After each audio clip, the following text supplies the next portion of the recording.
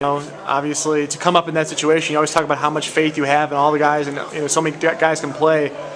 But just what does that show, I guess, about him and about your team, that you can have a guy who maybe isn't a Nance or one of those top couple to be able to perform in that kind of situation? I didn't think either team probably played at their very best, but the reason was because both teams played so hard.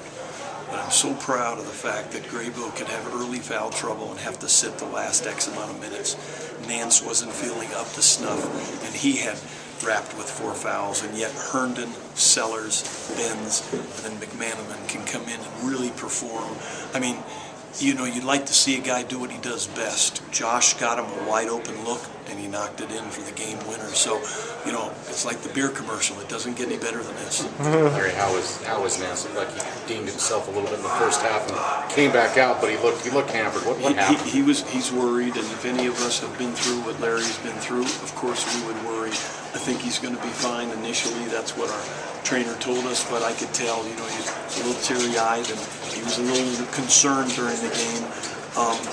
We'll double check when we get back home, but I think he'll be fine. I was to say too, Larry, you guys had a 13-point lead in that second half, and then said, both teams were playing hard, but, they would chip away, but they never took the lead, and you guys were able to find a way despite, Nance hurt and Graybill foul trouble and this and that. What does that say? Well, it's a great sign to win 3 road games in a row, because people or writers are always talking about this streak and that streak.